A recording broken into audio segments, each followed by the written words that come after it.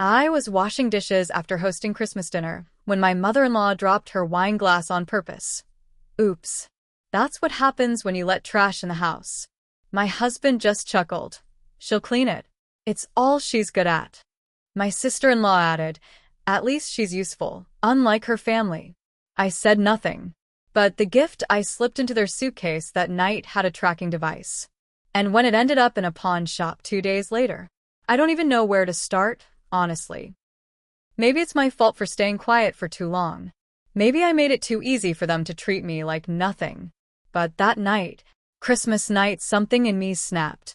This happened in Sacramento about 3 years ago. I was married to Jordan back then. We'd been together since I was 25, married by 29. I thought I'd found someone solid. Someone who didn't care that I didn't go to college, that I worked night shifts and still clipped coupons at 33. He said he loved that I was real. That I didn't put on airs like the women he grew up around. Looking back, I think he just liked that I had no one. No backup. No voice in my corner. His family hated me from day one. It was never direct at first, just subtle digs. Like when his mom Maureen asked if I knew which fork to use for salad the first time we had dinner at her house. Or when Candace, his sister, pretended to forget where I was from every single time I saw her. It's that place north of nowhere, right? She'd say with a fake laugh. I swallowed it. For years. My parents are both gone. My mom passed when I was 20, liver failure. She did her best, but we grew up broke, always moving. My dad was in and out of jail. By the time I married Jordan, I had no family left. So his family became my only in-laws. I tried. I hosted, I baked, I smiled when they sneered. Christmas that year, I went all out. We lived in a small 2-bedroom rental, nothing fancy. But I made it feel like a home. Strung up lights, cooked everything from scratch, even ironed the napkins. I wanted to prove something, maybe. Or maybe I just wanted to feel like I belonged somewhere. Maureen and Candace flew in from Arizona, like they always did. Jordan didn't help much with prep, he never did, but I didn't push. I was used to handling things alone. Dinner was quiet. Maureen picked at the food like she was doing me a favor. Candace talked about her new veneers and how horrifying it must be to shop at Ross. I just nodded and passed the rolls. After dessert, they moved into the living room. Wine came out. Candace poured too much, like usual. I stayed in the kitchen. The dishes were piled high. I'd been on my feet all day and my lower back was screaming, but I just kept scrubbing. That's when I heard the glass break. I turned around. Maureen stood there, still holding the base of her wine glass. The top had shattered on the tile. She didn't even flinch. Oops, she said, looking me dead in the eyes. Then she smiled. That's what happens when you let trash in the house. I froze. I actually couldn't move. I heard Jordan's voice behind her. He was leaning against the doorframe, smirking. She'll clean it, he said. It's all she's good at. I looked at him, hoping he was joking. But there was no apology in his face. No guilt. He meant it. Candace, half drunk on the couch, added, at least she's useful. Unlike her family. I didn't say a word. I just got on my knees and picked up the glass. Bare hands. I remember one small piece, slicing my thumb, and I didn't even feel it. They laughed. They actually laughed. That night, after they passed out in the guest room and Jordan passed out on the couch, I went into the spare closet and found a little Bluetooth tracker we got as a company Christmas gift at my old job. A tile. I wrapped a small box. An old velvet jewelry case I'd meant to use to give Jordan a handmade bracelet. Pearls from my mom's necklace. I'd been saving them for years, hoping to pass them down to someone one day. I strung them into something simple and clean. It wasn't expensive, but it was all I had of her. I never gave it to him. Not after that night. I took the box and slid the tile inside, then dropped into Candace's suitcase while I brought in fresh towels. They left the next morning without saying thank you. 2 days later, I checked the app. The tracker pinged at a pawn shop near their home in Scottsdale. Not their house. A pawn shop. They didn't even wait a week. They sold it. The bracelet. The box. My mom's pearls. And that's when I stopped being the woman who cleaned up other people's messes. When I saw the tracker ping at that pawn shop, I stared at my phone for a long time. My hands were shaking, but I wasn't crying. Something else was building in me. A cold, steady rage. Not screaming rage. Not flipping tables. Just quiet and focused. They didn't just insult me. They didn't just laugh while I cleaned up their mess. They took the last thing I had from my mother, something I made with love, and sold it for cash. I screenshotted the GPS location. I even called the pawn shop, pretending to be a buyer. They confirmed the bracelet had just been sold there. Pearls, gold clasp, velvet case. No engraving. Still in the box. I didn't go get it. Not yet. First, I wanted to understand how deep this all went. I started watching Jordan closely. I didn't confront him. I just watched. And what I saw, I'd been blind for too long. His phone was glued to him. He turned it face down every time I walked in the room. He started working late, even though I knew his company was on holiday hours. His email was wide open one night, and I saw it. Messages to someone named Kay. They weren't exactly romantic, but they were personal. He was venting about me, about how she's always around, and I feel like I'm living with a maid, and even my mom sees it. I clicked back through the older messages. Kay was Kristen, his ex from college. They had reconnected 6 months earlier. She lived in Tempe. He told her he'd made a mistake, that he missed having someone who understood him. I scrolled back far enough to see pictures. She'd sent selfies. He'd replied with shirtless ones. I closed the laptop and walked away. That night, I made him dinner like usual. Nothing fancy. Just spaghetti and garlic bread. He ate like nothing was wrong. I asked, calm as anything, "So, your mom liked the gift?" He looked up, chewing. "What gift?" I smiled. "The one I slipped into Candace's suitcase. With the pearls." He froze for half a second. Not long, but I saw it. He knew. "I don't know what you're talking about," he said. I didn't press. Just nodded and cleared his plate. But I knew now what I needed to do. It wasn't enough to leave. Not yet. I needed them to feel it. So, over the next 2 weeks, I planned. I cleaned our entire shared drive. Saved every financial record, every screenshot, every text I could find. I opened my own checking account and quietly had my next paycheck rerouted. I called an attorney, quietly using a free legal clinic. Got advice. Learned what I could take and what I couldn't. Then I went back to that pawn shop. Walked in calm and quiet. I told the guy behind the counter that someone had sold a stolen item, my stolen item. He asked for proof. I showed him the photos, the original receipts, and the Bluetooth tracker still pinging inside the damn bracelet box on their shelf. He handed it back without a fight. Said he didn't want trouble. I walked out of there with my mom's pearls in my coat pocket. And on the flight back, I made a stop in Tempe. I had an address from Jordan's emails. Kristen's condo. I didn't knock. I didn't slash tires or break windows. That's not the kind of revenge I was after. Instead, I took a picture. A picture of his truck, parked in front of her building overnight.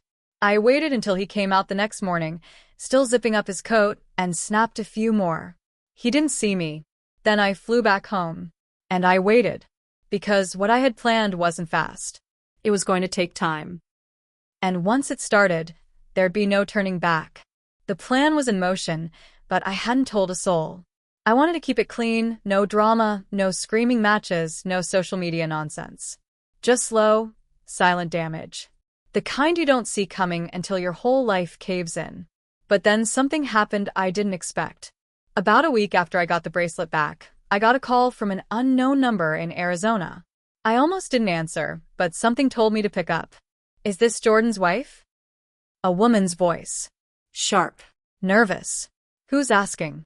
I said, already tense. "This is Kristen." I didn't say anything. Just waited. "I think he's lying to both of us," she said. Turns out, Kristen had no idea Jordan was still married. He told her we'd been separated since the fall, that I was unstable and refused to leave. She believed him until she found a wedding band in his gym bag and a letter from our landlord addressed to both our names. He said you were gone. I didn't even know you existed until 2 nights ago. She wasn't crying, but her voice was tight, angry. I let her talk. I told her nothing about my plan. Just listened. Then I asked one thing. Does he still talk to Candace? She hesitated. They text. A lot. I assumed it was about family stuff. But now, I'm not sure. That's when the dots connected. Jordan didn't just cheat on me. He was funneling money. We'd had a joint savings account with almost $11,000 in it. The last time I'd checked, around Thanksgiving, it was intact. When I pulled the most recent statement the week after Christmas, it was down to $900. He claimed we needed a new water heater and had to help Candace with her rent. I never saw an invoice. And now I knew why. Candace had been feeding him sob stories about getting evicted, and Jordan, like the idiot lapdog he was, wired her thousands from our account without even telling me. I started digging deeper. I went through old PayPal transfers and Venmo screenshots I'd saved over the years.